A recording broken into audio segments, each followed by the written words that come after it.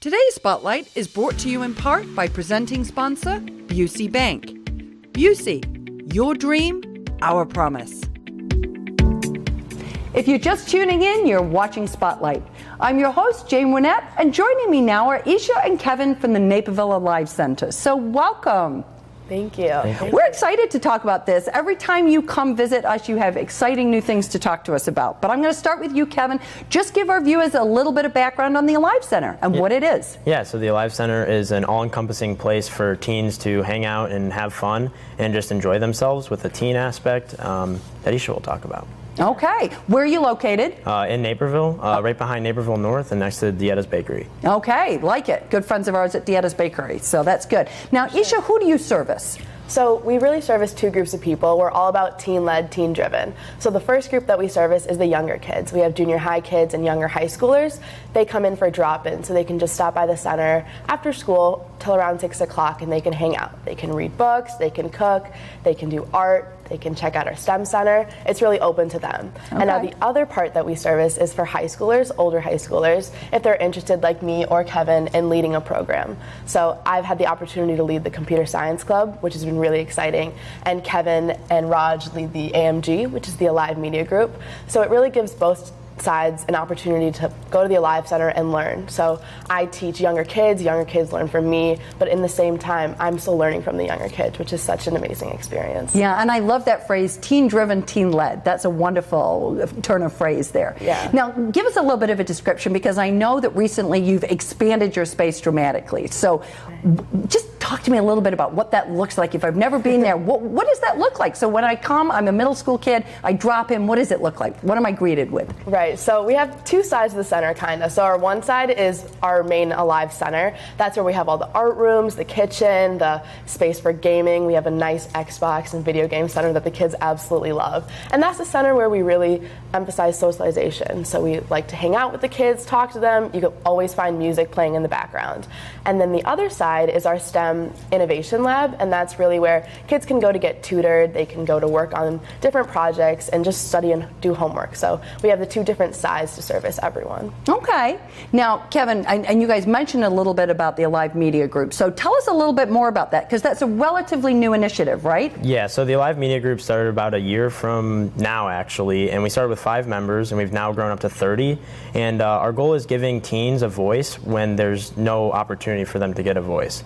So we do different social medias like Humans in Naperville, or just posting positive and encouraging quotes for kids so that they can see that there's a light at the end of the tunnel, and that there's just an overall community for them, and it's just about how you utilize that community. Okay. And so when you talk about, so you've got the social media aspect, and you're creating all of that yourselves? Yeah, we create positive, encouraging quotes, memes, and then Humans in Naperville, which is like a spotlight, kind of where we find someone on the street and we just interview them, let them talk about whatever they want to, and they don't have to give their name, so they can be as honest or as not honest as they want and just be authentic. Okay, okay. And then you put that up, and then people can kind of engage with that and interact with that? Yeah, on Facebook and Instagram. Okay, wonderful. Now, Isha, you have a STEM lab. You mentioned that before. So say a little bit more about the STEM lab and what you're trying to accomplish there. Right. So last year, unfortunately, we didn't have this space, so I actually had to hold my computer science classes in the art room, which was a bit of a struggle, but it was a learning experience. But with the new STEM lab, we're able to have chairs and computers provided to the kids,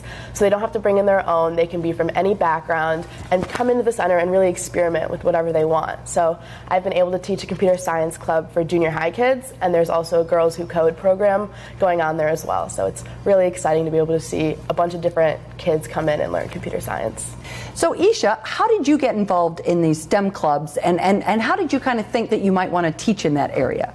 So I've always been interested in technology since I was younger. I really thought it was a great experience and had a lot of opportunities behind it. And when I got to my sophomore year in high school, I saw that there was a ton of junior high kids that really didn't have that exposure. So I wanted to provide that. And I went to the Alive Center, and Candace was welcomed with open arms. And she gave me the resources that I needed to start my own computer science club from there. So it was a really awesome experience. Now, how did you go about recruiting those girls and boys that were coming into the program? Did they just happen to be at the Alive Center, or did you actually go out to bring people to the Alive Center? So that was a really interesting process. I learned all about marketing my program. I had to go to different middle schools and high schools and public libraries and really put out what I was trying to do for the kids. We ended up getting a lot of people from Facebook, which is really exciting. And then through that, all these kids start coming in one by one, and then the word of mouth kind of spreads it all. But I'm happy to have so many kids now. That's great. And most of those are younger. Right. Okay. So now, and as you think about it, and you talked about something called Girls That Code, is that right? Girls Who Code. Girls Who Code. So talk about why that's important. So right now, even in my high school classes in technology, there's not really as many women as there are men, and that's something that I'd like to see change. So through initiatives like Girls Who Code, we allow girls who come in to have a really comfortable environment where they're with their friends, they're with other girls who know what it's like to be in the similar position, and they don't really have any of that stress or pressure that they might have if it was a more competitive environment. And in Girls Who Code, we emphasize both the technological aspect as well as the social aspect. We really recognize what kind of challenges that you might face in the workforce or in the classroom, but we also really provide that support group that the girls might need. That's nice. That's nice. So you're feeling really good about it. You're pushing your own skills, right? You're bringing other girls in, and you're having, sounds like a really good time doing it. Yeah, for sure. It's so much fun.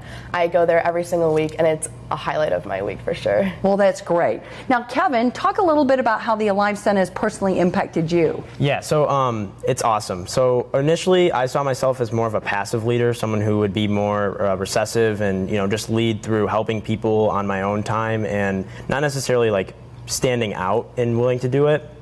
And over time, as the media club grew, we went from 5 to 30 members, as I had said before, and it took a different role to lead 5 versus 30 people. And you take more of an affirmative, more action role, and it's just taught me how to become someone that I've never thought I would truly be. And it's cool because you don't think you'd get an opportunity like that just volunteering and just like, trying to do your favorite hobby, which is, for me, media. So that's great. I mean, so that's nice. So not only are you having fun doing it, but you're learning new skills that probably will set you up real well for the future, right? Yeah. So recently with like Student Advisory Board, which is SAB, we've had the opportunity to communicate with a lot of good companies, and those leaderships transfer to like the tours we do and anything else we do to raise money or for grants. That's great. Well, obviously you two are doing a great job at Teen Driven, Teen Led. So I thank you for coming by and giving us a little bit more of an update on what's going on in the STEM lab and also with the media group. So thanks for coming by. Thank you so much. If you would like to learn more about Naperville's Teen Driven, Teen Led Alive Center, please go and visit their website. We're going to take a quick break, but don't go away. We're coming right back with more Spotlight.